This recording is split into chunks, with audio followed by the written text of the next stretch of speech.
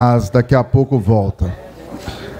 Dando continuidade aqui à agenda do dia, nós agradecemos aos nossos painelistas, o nosso moderador pelas valiosas contribuições e reflexões aqui apresentadas nesse debate sobre restauração florestal, e as experiências compartilhadas reforçam o compromisso coletivo com um futuro mais equilibrado e responsável para o nosso país.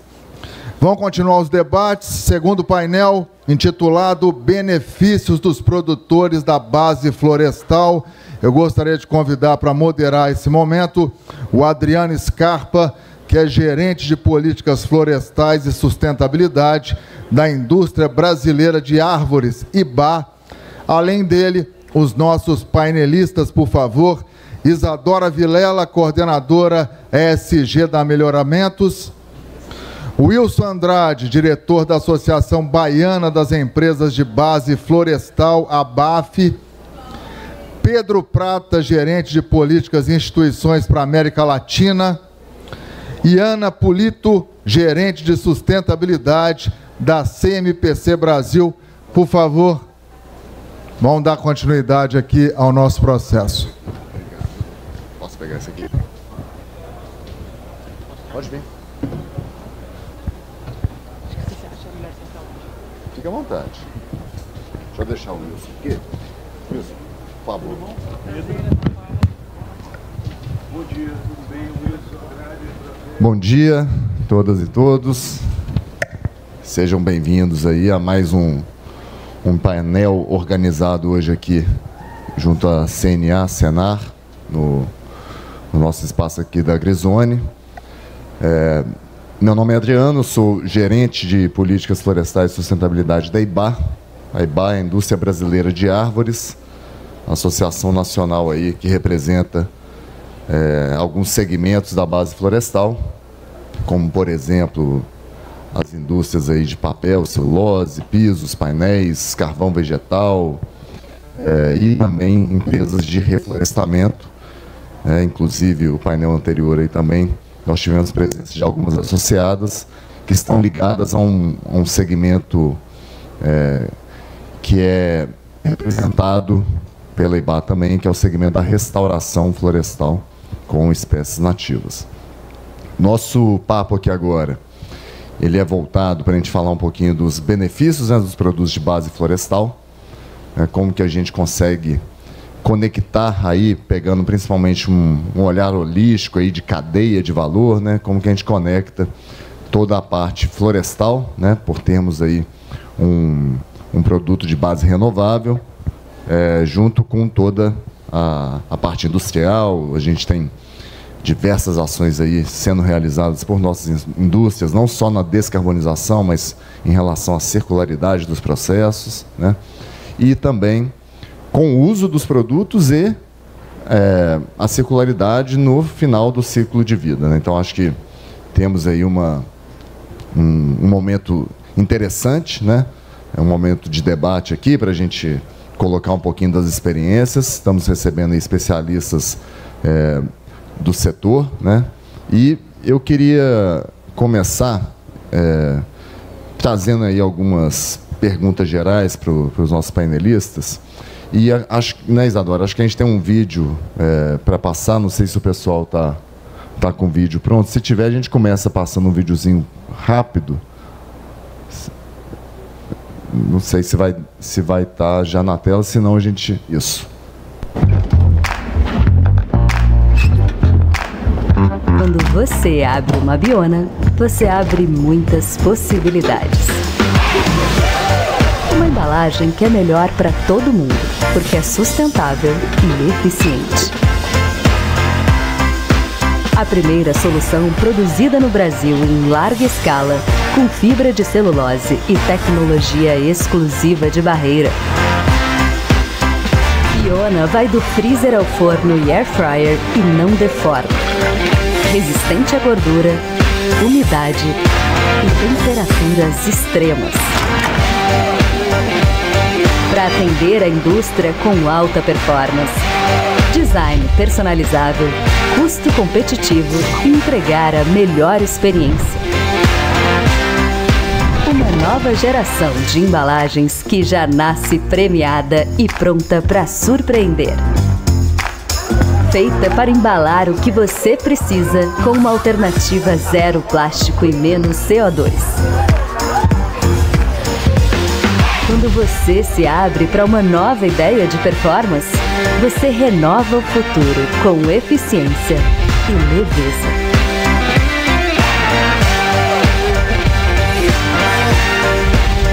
Resistente ao uso, leve para o futuro. Excelente. Isadora é coordenadora de ESG da Melhoramentos, né, indústria tradicional e do setor. E, Isadora, muito bacana essa iniciativa da Biona. Acho que o vídeo já traz aí alguns elementos importantes da relevância desses bioprodutos, né? Queria que você falasse um pouquinho de como que é esse processo, como foi aí a construção aí da marca, né, da nova indústria, e como que esses bioprodutos, como por exemplo aí a Biona, podem auxiliar aí nessa questão toda de circularidade, descarbonização aí do nosso setor. Bom, muito obrigada. Primeiramente, agradecer vocês presentes, os colegas de painel. É um prazer estar aqui falando em nome da Melhoramentos, falando da Biona, né? Como a gente viu no vídeo, uma nova geração de embalagens, né, que vem para substituir plástico de uso único. Para a gente que é da sustentabilidade, enfim, trabalha com essa agenda de descarbonização, a gente vê uma grande oportunidade, né, para as dores da indústria, especialmente da indústria alimentícia, com relação à quantidade de resíduos plásticos, né, sendo que esses consumos rápidos, né, de uso do dia a dia da gente são cada vez mais comuns, lasanhas, né, quando a gente utiliza quibes, enfim, uma série de produtos que vêm do freezer e vão até, né, o forno, air fry, para facilitar a nossa vida, mas acaba rapidamente virando um resíduo de difícil solução. Então, como a gente pôde ver no vídeo, a embalagem da Biona, e eu trouxe aqui, eu vou passar depois para circular, tá? Depois, se alguém puder me ajudar, para vocês pegarem também, tá? Eu acho legal ter o contato, pode abrir, mexer, enfim, essa ideia, vou passar aqui também para os colegas, é a gente conhecer mais essa embalagem. Bom, a cadeia de papel, o Adriano está aqui, não me deixa mentir, ela contribui, né, e a colega aqui também, né, do segmento florestal, com a agenda climática do início até o pós-uso do produto. Então, desde a etapa do plantio, onde as florestas de eucalipto elas estão removendo o carbono do solo, e todo o manejo sustentável que a gente faz na floresta, plantio em mosaico, técnicas de manutenção de carbono no solo, né, toda essa tecnologia integrada, redução de uso de químicos, ser 100%, então o manejo florestal que garante rastreabilidade, né, uma segurança aí, inclusive para as maiores normativas que estão vindo, UDR, enfim, outras, que a gente também está trabalhando para atender, né, muito por conta da gente ter essa segurança dos nossos produtos, da origem dos nossos produtos. E assim, então a Biona, essa nova geração de embalagem, como o Adriano comentou, além dela ter uma função de remover o carbono durante o uso dela, ela tem uma destinação que é facilitada, porque ela se decompõe em 75 dias, né? A gente tem até um vídeo que mostra, a gente monitorou, colocou ela numa situação de compostagem, ela se decompõe em 75 dias, e também ela pode ser reciclada, né? Então, ela é muito menos impactante do que uma embalagem plástica. Então, a gente pensa, né, em todo esse benefício para toda a cadeia, né, alimentícia especialmente. Então, já que depois eu posso falar um pouquinho mais, mas só para dar mais um detalhe, nós fizemos um estudo de AVC, né, da análise de ciclo de vida desse produto, e comparado com embalagens do setor de alimento, ela foi notadamente a de menor emissão. Então, se a gente comparar um bol que está circulando aí de 350 ml de Biona com um bol igualzinho de plástico, né, de polipropileno, que seria nosso maior concorrente hoje no mercado, ela tem uma emissão 40% menor. Isso equivale, se uma indústria adquirir, né, 1 milhão de embalagens Biona, né, ela vai estar deixando de emitir 17,4 toneladas de carbono. Né? Isso equivale, para a gente ter uma dimensão, ao consumo de 145 residências anuais. consumo anual de 145 residências, ou 3,2 voltas na Terra com carro a gasolina. Então, é muita coisa. Então, acho que a mensagem que eu queria trazer aqui, né, como profissional da área, como alguém que fica bastante feliz em poder ver isso nascendo no Brasil, nascendo na Melhoramentos, é que, de fato, é relevante, né? Tudo conta. Tudo que a gente faz, o manejo, né, com os colegas, enfim, tudo conta. E a Biona é mais uma solução que vem somar aí para essa agenda. Obrigada, Adriano. Obrigado, Isadora. Eu vou passar agora para a Ana. A Ana é gerente de sustentabilidade da CMPC Brasil. A CMPC é uma empresa de origem chilena, né, mas tem operação muito forte com plantas industriais e plantios no Rio Grande do Sul, no sul do país. E, Ana, a Isadora falou um pouco, né, da questão florestal, né, além de ter os benefícios do produto em si, né, a gente está falando de um produto renovável, de um bioproduto. Como que vocês têm visto isso lá na CMPC, de fazer essa conexão, né, com a floresta, com a indústria, né, toda a questão aí de outros benefícios além do carbono, né? Olá, obrigada também, pessoal. Muito feliz de estar aqui com todos. Prazer enorme. Bom, já fiquei fã, já vou virar cliente. Não sei se ainda já está em venda, assim, mas só para a indústria, mas assim, senão, quando for ali para o mercado, já virei cliente. Bom, é isso, né? A Isadora já falou uma parte, mas assim, pessoal, eu sou engenheira florestal, então defendo muito o setor florestal, defendo muito o manejo responsável. Uma coisa que é importante destacar, né? Praticamente grande maioria, acho que das associadas da IBA, eu creio que praticamente 100%, não, 100 não, 99% das associadas ali são certificadas FSC e PFC, né, que são certificações aí, internacionais, de alto reconhecimento aí pelos nossos clientes e mundialmente, né, tem um peso enorme. E, pessoal, pela FSC, nós já somos, quando eu falo já somos, é o setor, não a CMPC, há 30 anos. O FSC existe há 30 anos. E aqui na COP a gente tem visto, que bom, outras cadeias criando processos de certificação, lançando processo de certificação nesta COP. Que bom que dê certo, né? A gente torce para que cada vez a certificação atenda e se capilarize para todos os setores, mas é isso, o setor já é certificado há 30 anos. Então, a gente está um passo à frente que muita gente desconhece, né? Quando surgiu a EUDR e outras regulamentações aí que vêm surgindo, o setor já estava preparado.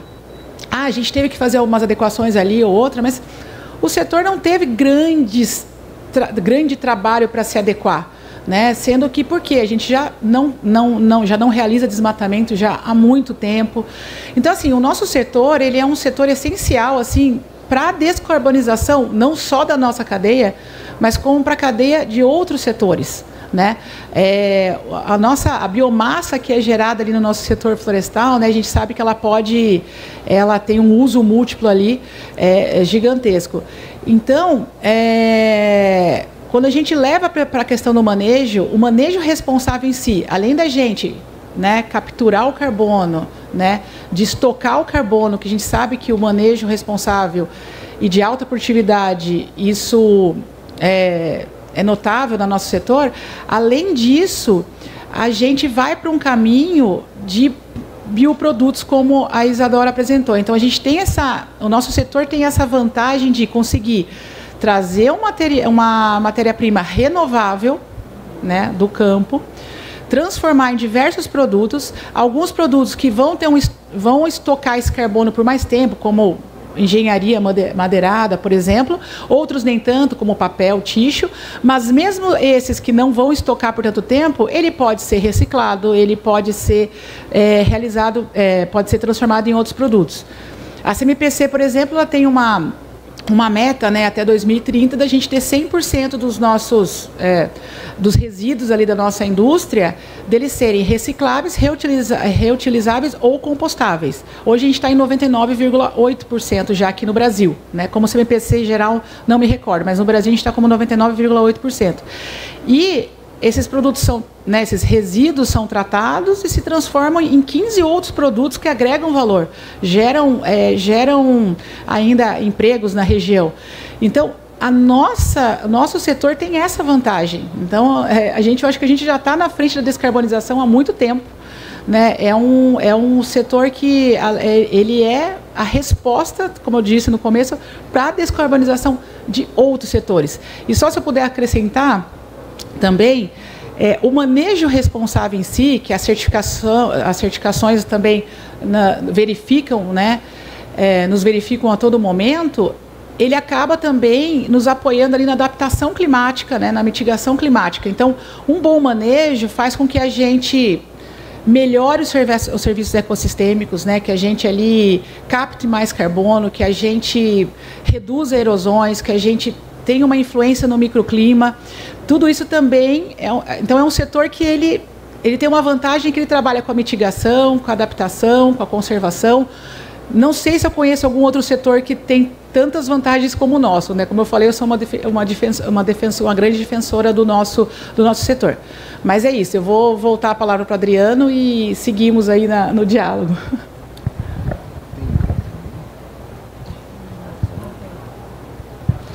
Não, ok, vou passar agora para o Wilson. O Wilson é diretor da Associação Baiana das Empresas de Base Florestal. E aí depois, Pedro, a gente passa para você falar um pouquinho aí da questão da circularidade como um todo, né? Mas, Wilson, seria importante te ouvir, né, pela sua experiência no setor, né? Acho que a gente tem aí muito que aprender com o senhor, né? Então, seria importante te ouvir em relação a sua visão aí de como que o mundo vem enxergando, né, esses produtos, como que esse setor tem contribuído para toda a questão climática. A gente está aqui na COP30, né, discutindo justamente ações não só de mitigação, mas de adaptação, mas isso vai além do clima também, né? Então, seria muito legal te ouvir, trazer um pouquinho da sua experiência em relação aos produtos, os bioprodutos do setor, né?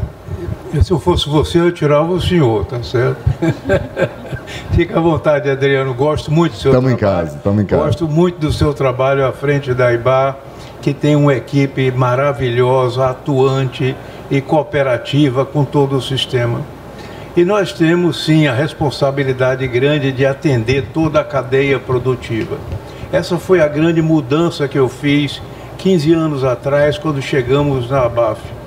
Era uma associação de 2, 3 empresas, principalmente as fabricantes de celulose e celulose líquida e tal. Nós transformamos isso e assumimos toda a cadeia produtiva. E temos um trabalho muito grande na área da integração lavoura e pecuária, fazendo cooperação com os pequenos e médios produtores, que nós procuramos linkar diretamente com os pequenos e médios processadores de madeira, também envolvidos no processo. Nós tivemos um dilema agora e um problema recente, nesses últimos, de um ano atrás para cá, muito sério, e isso me preocupa para o futuro. Nós tivemos a busca por biomassa para usar nas caldeiras como um produto também que traz vantagens ambientais. Deixa-se de consumir petróleo, você ainda tem indústria de mineração na Bahia, processando, esquentando um forno de 1.200 graus com petróleo, o derivado de petróleo. Quer dizer, isso precisa mudar. Nós temos do outro lado um exemplo de uma empresa baiana como a Ferbasa, que faz o ferroliga verde. Eles copiaram a ideia do capim verde, do boi verde, da carne verde, e colocaram no mercado mineral com muito sucesso. Mas nós tivemos aí a preocupação de como é que nós vamos atender a demanda crescente de repente. Eucalipto, madeira, pinos, não é alface que dá com 40 dias e tal. Nós precisamos, de fato, planejar a cadeia produtiva toda a nível nacional. É muito bom que tenhamos novos produtos, mas a nossa responsabilidade de atender essa demanda é muito grande e isso até me traz uma certa preocupação. A BAF tem uma campanha que começou há algum tempo atrás, chamado Plantar para Não Faltar. Mas vejo que é importante a gente distinguir mercados, por exemplo, como o mercado têxtil, a área têxtil, que nós podemos ter uma boa participação nesse setor, fazendo viscose, fazendo tecidos, fazendo roupa em geral, é muito grande. O número global de produção têxtil é de 200 milhões de toneladas. 6 milhões já são produto de madeira. E, na verdade, 20 milhões é algodão. Fica aí uma diferença de 74 milhões de toneladas para o sintético, que é um espaço grande que nós temos a responsabilidade de conquistar, gradualmente conquistar. Você tem agora um mercado que está surgindo, principalmente na região do Mato Grosso, ambos Mato Grosso e Goiânia, mas está se espalhando. Na Bahia já chegaram 2 empresas dessas, que é o pessoal que vai fazer etanol de milho. Vai fazer? Não, está fazendo. Eu fui visitar uma fábrica e ela recebe 140 carretas de 70 toneladas por dia para processar de milho. E só processa milho com combustível, com energia de boa qualidade e ambientalmente favorável, com a madeira, que não tem dúvida disso. O oeste da Bahia faz 12 milhões de toneladas de grãos por ano. E esses grãos precisam ser processados. Eles consomem o equivalente a 5 mil hectares plantados que eles têm que colher. A gente não chama cortar árvore, ou colher árvore. E que dizemos que são 5 mil hectares por ano. E os nossos amigos do oeste da Bahia esqueceram de plantar. Então eles têm hoje um saldo de 9 mil, o que significa que com 2 anos e meio haverá problema de abastecimento para o processamento de grãos no Nordeste brasileiro, que aí não é só Bahia, entre o Mapopiba, a parte dali do sul do Maranhão, Goiás e outros estados. Enfim, eu vejo sim, com muito interesse, com muita positividade, a gente ter novos mercados, de desenhar novas embalagens, novos produtos como um todo, e cada dia surge mais. Mas o problema é como é que nós vamos abastecer, como responsáveis pela cadeia produtiva, como é que nós vamos planejar um bom atendimento. A providência dessa crise da Bahia, que estava parando as indústrias de cerâmica por falta dessa matéria-prima, nos fez com o governo buscar um atlas da biomassa alternativa ao nosso plantio vegetal. Então são verdades, são fatos que estão acontecendo, que a gente tem que estimular, sem dúvida nenhuma, a inovação, isso que a Biona está trazendo para nós, e outras experiências, que venha o etanol, o processamento do milho, que venha mais o setor têxtil, que venha o crescimento do tratamento de grãos. Nós precisamos e queremos, e o Brasil precisa disso. E isso é uma contribuição ambiental enorme. Se plantar uma árvore já é bom, imagina plantar floresta como nós plantamos. É preciso ter ideia de que no Brasil nós plantamos 2 milhões de árvores todos os dias. Eu estou falando só da parte de produção, eucalipto e pinos. Tem mais a parte de nativa, preservada, que também é plantada, logicamente não na mesma velocidade, que é preciso considerar. Então esse benefício do nosso produto, que é a madeira em geral, sem dúvida nenhuma que merece ser destacado e considerado. Mas eu quero trabalhar mais com as nossas estaduais florestais, sob a liderança da IBA, para que a gente tenha a certeza do atendimento dessas demandas que estão surgindo numa velocidade enorme. E nós vimos que aconteceu na época da Covid, os vestimentos de hospitalares, a parte de delivery com as embalagens modernas e mais eficientes, e tudo isso com subsídio, com estímulo do setor florestal, que está organizado e preparado para isso. Na Bahia nós temos 700 mil hectares de eucalipto plantado, temos quase 500 mil de área preservada, que é outra vantagem do setor. Nós trabalhamos com a meta de 1 para 1 e vamos chegar lá em pouco tempo. A Veracel já chegou, a Bracel está chegando e as outras fábricas a gente tem o mesmo trabalho e o mesmo empenho. É preciso também, e por último, trazer uma vantagem a mais do nosso setor. E mesmo aquelas atividades agrícolas que também capturam mais carbono do que emitem, mesmo elas não têm a vantagem que o setor florestal tem. Quando eu transformo a madeira em piso, em porta, contraporta, qualquer produto, a embalagem, ele fica mais tempo absorvendo, mantendo o carbono. Como nós sabemos que um livro, sem dúvida nenhuma, tem 45% do seu peso de carbono. E por aí afora outros itens tem. Mas eu não quero me alongar, era só para terminar. Se a gente começar a falar aqui, o negócio vai ser interessante, mas vai demorar. Muito bom, Wilson. Obrigado. E para fechar essa primeira rodada, vou passar agora para o Pedro. O Pedro, ele é gerente de políticas e instituições para a América Latina da Ellen MacArthur Foundation. A Ellen MacArthur é sem dúvida nenhuma, né, a principal instituição aí que traz esse debate de economia circular, né, Pedro?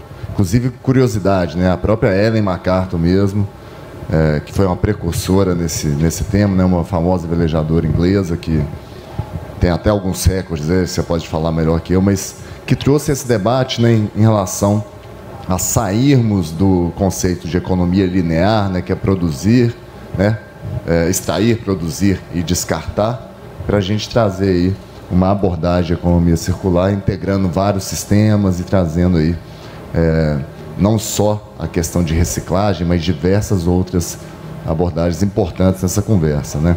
Então, eu queria também te ouvir aí em relação a como você tem visto não só o nosso setor, mas o setor de biomateriais como um todo nessa conversa, como que isso tem sido tratado lá na Fundação. Adriano, obrigado pelo convite. É um momento bem oportuno para essa conversa entre nós, né? A Fundação, ela existe há 15 anos, e aí vou acabar contando a história da Ellen. Ela é uma velejadora, ela é uma atleta de alto rendimento, é britânica, e ela, em 2006...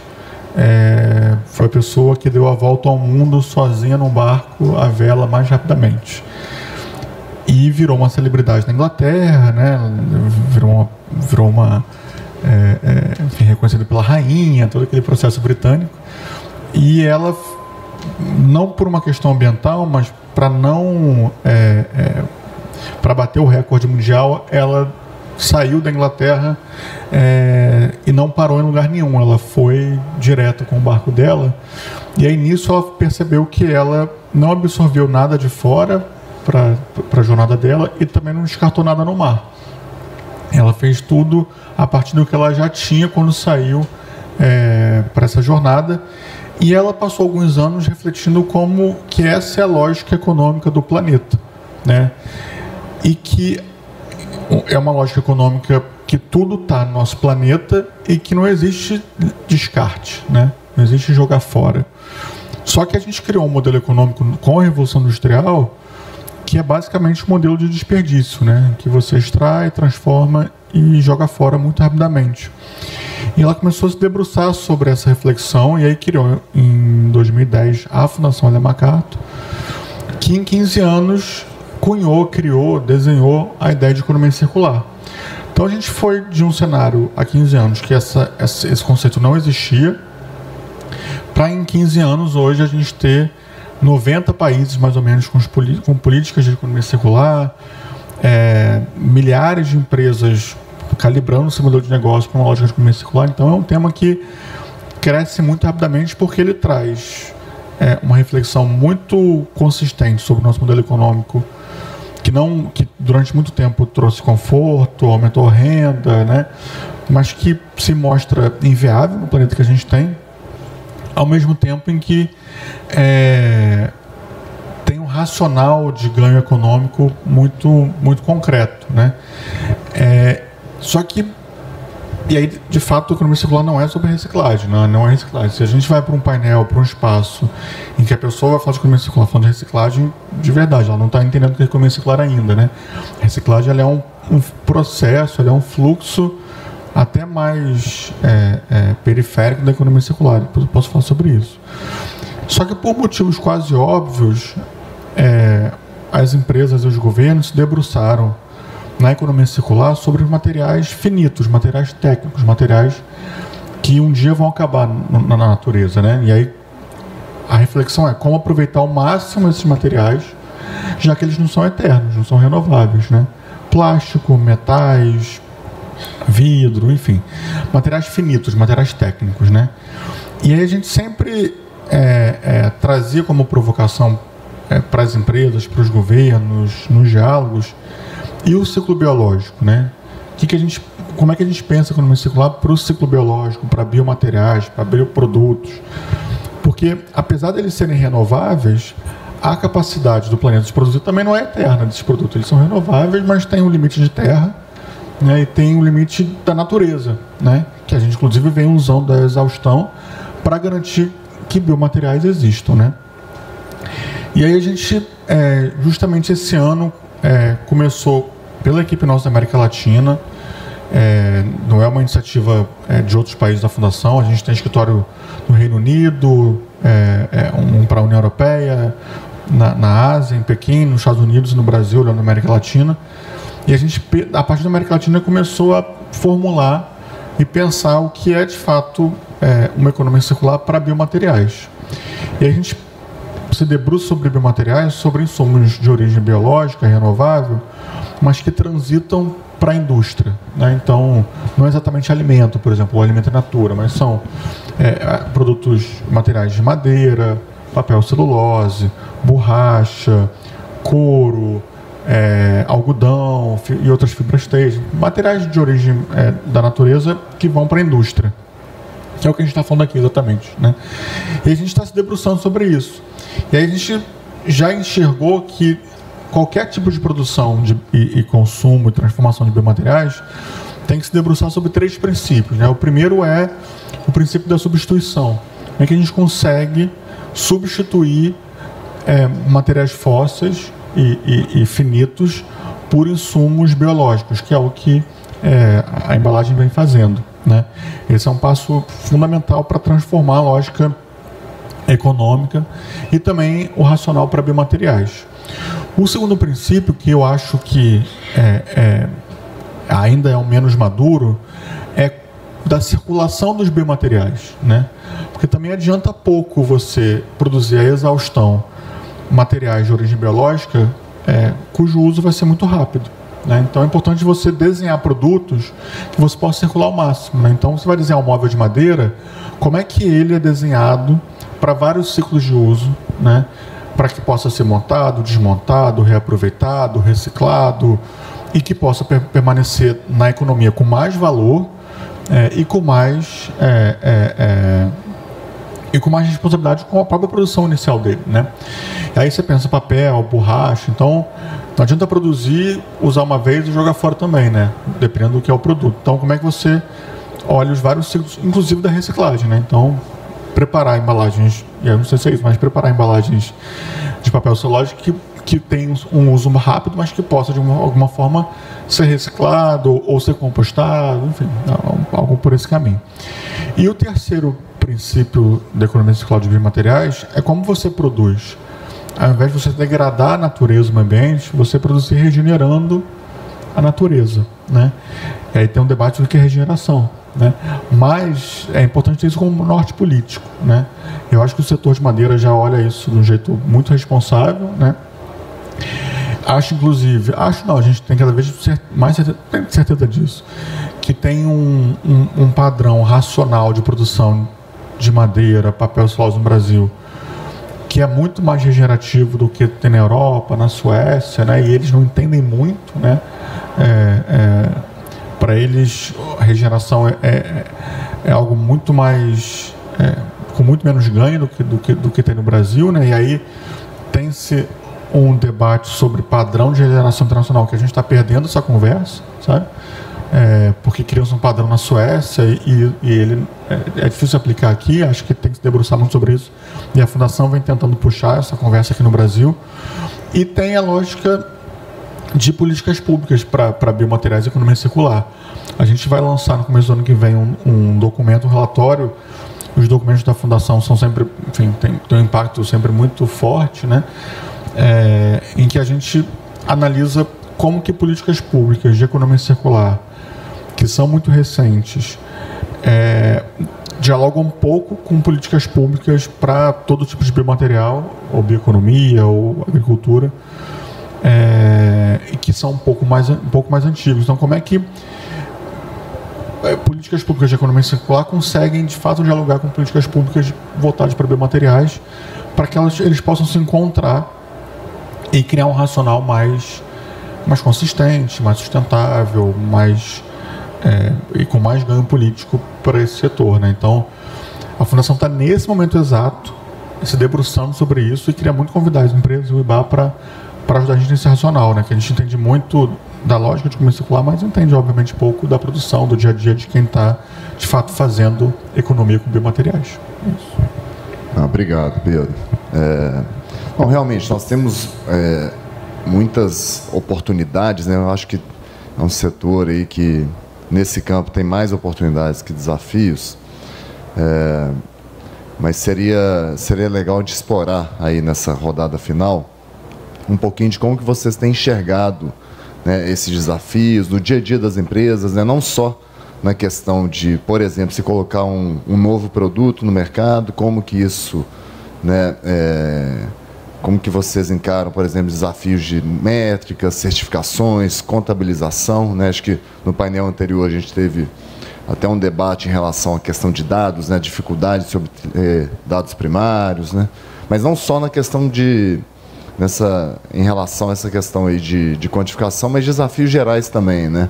Por exemplo, né, a Ana mencionou um pouco a parte do manejo, né, como que isso tem se dado. O Wilson falou já um pouquinho ali de algumas dificuldades do setor, né, no dia a dia ali de se ter justamente essa disponibilidade de biomassa, né? Então, e aí, Pedro, também na sua parte a gente tem muita discussão regulatória, né? Eu acho que estamos nessa discussão agora, né? É um momento, igual você falou, muito importante para a gente trazer esse debate. Então, queria que vocês falassem dentro da experiência de vocês, do dia a dia aí nas empresas, nas organizações, o que vocês têm visto aí, principalmente como esses desafios que nós podemos eventualmente, né, trabalharmos em conjunto para ir superando essas barreiras e fomentando cada vez mais essas atividades.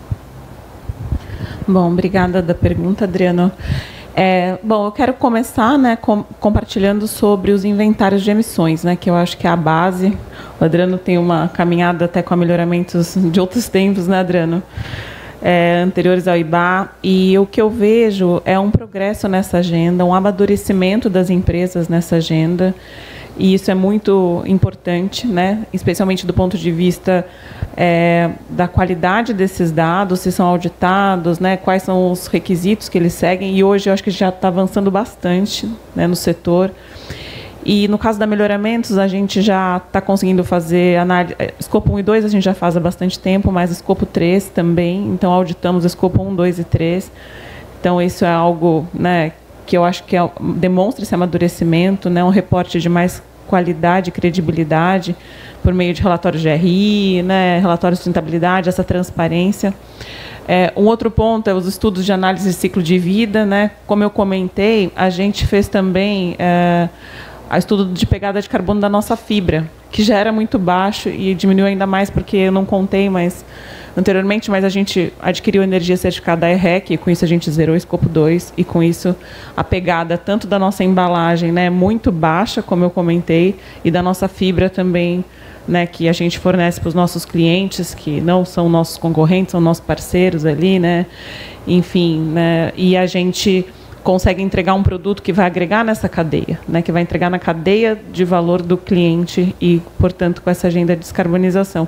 E a terceira questão, né, certificação importante aí que eu vislumbro é, como a gente comentou, a certificação FSC, tanto a do manejo florestal, né, que realmente olha para todas essas práticas socioambientais, né, nas fazendas, e muito dessa agenda de descarbonização também, práticas e também da manutenção, né, da biodiversidade. Eu não podia deixar de falar, o colega comentou, a Melhoramentos hoje tem 49% das nossas áreas são florestas nativas, né, temos uma RPPN aí recém-homologada em 23, e detectamos lá o Muriqui do Sul, né, que é a maior primata das Américas. A gente tem um trabalho também voltado a toda a agenda da fauna.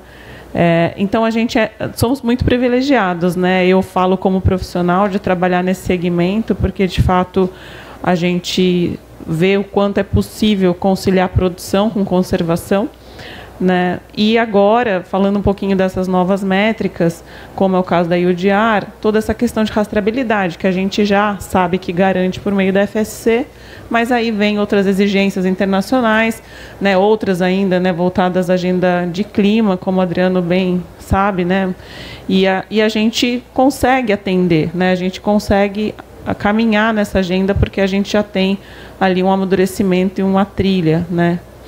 Então, basicamente é isso. Pode passar já para a Ana. Bom, vou tentar não repetir o que a Isadora disse, que realmente ela trouxe pontos importantes. Eu vou começar indo para um outro lado. Eu acho que o grande desafio, a própria mudanças climáticas, a gente já vem sentindo na pele, né, o aumento de custo nas operações por causa das mudanças climáticas. Nós, aqui no Brasil, a nossa planta é no Rio Grande do Sul, onde vocês sabem que tiveram as enchentes do ano passado, então a gente sentiu na pele queda de produção, ficamos praticamente 2 meses com a fábrica operando na menor produção para que, né, não se parasse as caldeiras, que a gente sabe que para religar as caldeiras é um baita desafio. Então a gente vem sentindo na pele. Então acho que o grande desafio é isso, né? Embora seja um setor que mitigue, tem uma adaptação climática interessante, já é um desafio. O outro desafio, também indo por esse lado, é a questão de expansão de terras. Como disse o Wilson, a gente está aumentando a demanda, graças a Deus, mas a gente tem um desafio, né? A gente sabe que a CMPC, a gente anunciou uma nova fábrica no Rio Grande do Sul, né? Vai ser o maior investimento privado da história do Rio Grande do Sul, são 25 bilhões de reais, e nós precisamos expandir. São mais 100 mil hectares, né, que hoje nós temos 500 mil e vamos expandir para mais 100, 120. E aí nós temos, às vezes, uma competição desleal com outros setores, infelizmente, né? Porque como a gente não desmata, nós temos certificações, tem agora também a UDR, quando você vai trazer um produtor de uma outra cadeia, o aproveitamento das áreas dele, às vezes, é 30%, 40%, menos até. E aí ele vai, não quero citar aqui as outras cadeias, mas quando ele vai para outras cadeias, ele aproveita 80% da área, porque essa cadeia não tem a exigência que nós temos. Então, acaba tendo uma competição desleal aí, né, e aumento de custos de terras. Outro desafio é justamente nós sabemos que tecnologias para redução de emissões não são baratas, né? A gente mesmo agora, há um ano e meio mais ou menos, a gente lançou, né, o projeto BioCMPC. Nós encerramos a nossa caldeira com o uso de carvão e agora reduzimos 53% das nossas emissões. Mas, ainda quando você, né, nós temos ali um plano de descarbonização, mas quando você tenta incluir tecnologias para a descarbonização, a gente sabe, né, pessoal, é negócio. O pessoal, opa, peraí, mas está muito caro, né? Então, hoje, uma questão também que a gente incluiu nos nossos projetos de CAPEX é o preço interno de carbono. Então, a gente já adotou isso. Então, assim, ok, você quer trazer essa tecnologia, mas ela vai emitir tanto e o preço interno de carbono é tanto. Então, ela não é tão barata assim quanto você acha, porque você vai ter um custo lá na frente para, sei lá, para compensação, seja o que for, né? Então, acho que esse é um desafio também e que é um caminho a gente incluir esse preço interno de carbono nas nossas operações para que as operações, de fato, enxerguem o que as regulações aí têm pela frente, tá? Um trabalho da Fundação e o nosso trabalho aqui na COP é mostrar a relação entre economia circular e clima, né? A gente já demonstrou, e esse é um número bem aceito, inclusive pelo UNFCCC, a Convenção de Clima da ONU, que as emissões oriundas da energia, do setor energético, correspondem a 55% das emissões do planeta, né? Então, se a gente completar integralmente a transição energética e passar hoje a usar só energia renovável, a gente só dá conta de um pouco mais da metade das emissões. Os outros 45% são do nosso modelo de produção, né? Ou seja, da economia linear, né?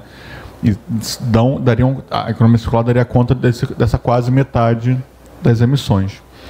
Desses 45%, mais ou menos metade vem da indústria e a outra metade vem do uso da terra nos seus mais variados formatos, modelos, né?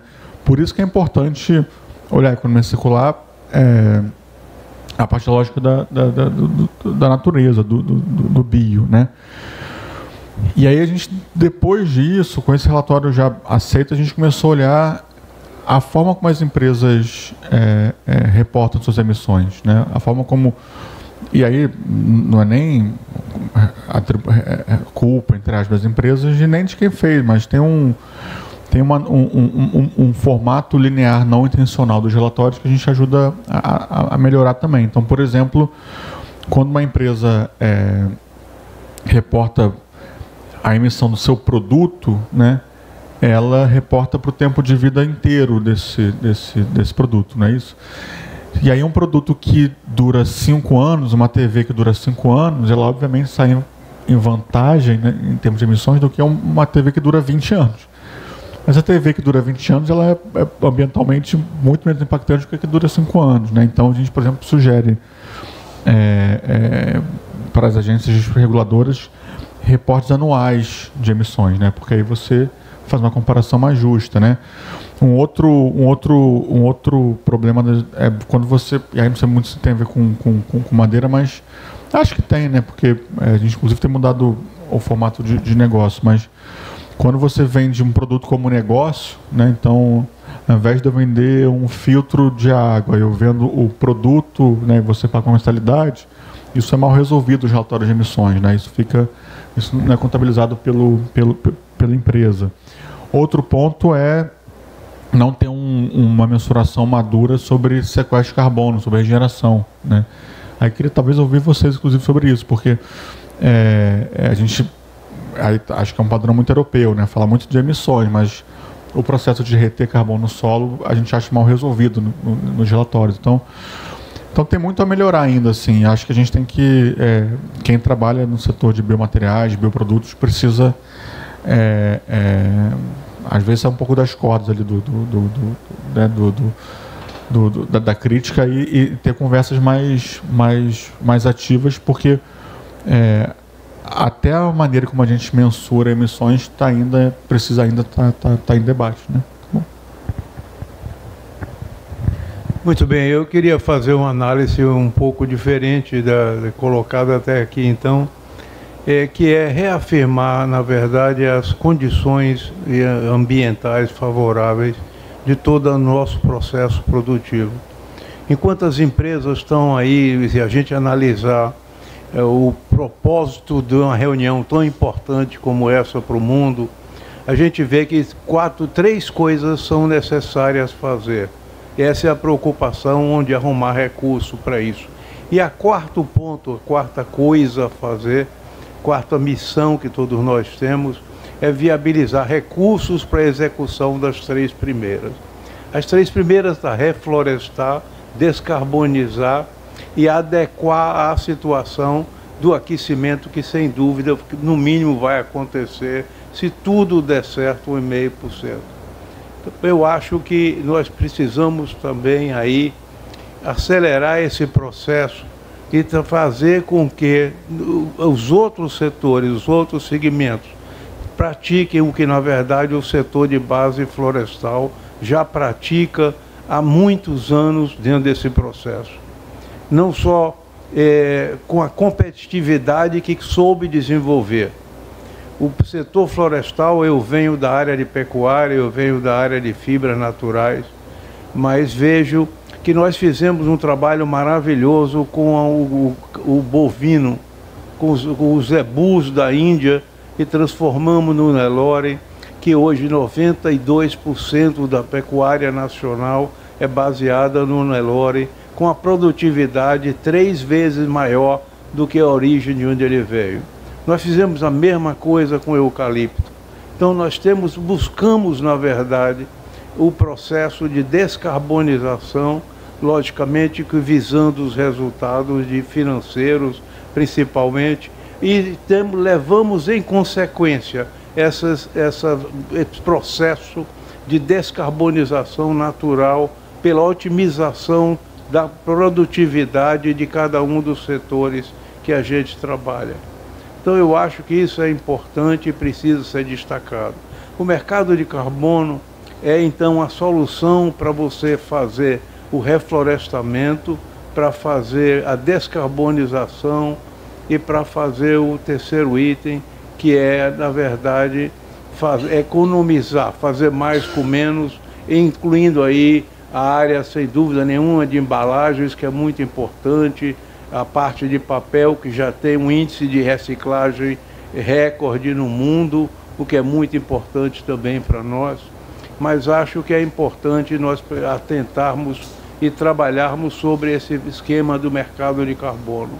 Isso está demorando muito, ainda, na verdade, é uma coisa para inglês ver, e acho que o que pode ajudar muito, e tenho dito isso nos fóruns de discussão desse assunto, que nós precisamos, de fato, ter a parceria com o sistema financeiro nacional. O sistema de bolsa de mercado de ações empresariais tem funcionado a contento. É um exemplo a organização que tem hoje a Bovespa e mais o controle da CVPM, que faz parte aí do Banco Central. E acho que facilitar esse contato entre comprador e vendedor de ações, que serão, sem dúvida nenhuma, compradores de carbono, de crédito de carbono, e os vendedores, o modelo de chegar lá mais rápido e com segurança, sem dúvida nenhuma, é dos nossos parceiros do mercado financeiro. Mas são observações complementares àquilo que os senhores já colocaram aqui. Excelente, pessoal. Nós já estouramos nosso tempo aqui, e partindo aqui para o encerramento, então, queria agradecer a todos vocês. Pedro, acho que a questão que você coloca aí, né, de algumas regras, né, alguns estándares estarem sendo produzidos aí liderados, né, por países que não têm a mesma realidade do nosso modelo de negócio, eu acho que essa discussão ela é muito importante para o setor do agro como um todo, né? O modelo de negócio brasileiro, ele tem suas particularidades, tem suas peculiaridades, e a gente tem que cada vez mais trazer isso para a mesa, né? Porque a gente tem que explorar todos os benefícios. Senão a gente fica olhando muito numa lógica de perfil de emissões que não corresponde à nossa, né? E isso a gente tem dificuldades aí para colocar dentro dessas regras, dentro desses padrões, inclusive dentro da própria UNFCCC, que tem essa visão do multilateralismo, uma visão mais global, mas ao mesmo tempo os países em desenvolvimento ainda necessitam de ter mais voz, né, de trazer esse debate. Então, é isso. Partimos aqui então para o encerramento. Gostaria de agradecer novamente a CNA, a Senar pela organização, e agradeço a presença de todos vocês. Obrigado, pessoal. Encerramos agora o painel Benefício dos Produtos de Base Florestal, que nos trouxe uma reflexão valiosa sobre o setor florestal e como contribui para a sustentabilidade, geração de renda, inovação e equilíbrio. As discussões de hoje reforçam que a base florestal é um pilar estratégico, que precisa ser desenvolvido para trazer desenvolvimento rural para o futuro e para a bioeconomia. Agradecemos aos palestrantes e o nosso moderador pela profundidade das contribuições. Convidamos todos para aproveitarem a programação da AgriZone, levando consigo os aprendizados e as inspirações aqui compartilhados. Informamos que na parte da tarde daremos continuidade à nossa programação com o tema do café, a partir das 14 horas. Contamos com a presença de todos para seguirmos juntos nesse dia de aprendizado, troca e inspiração. Obrigada.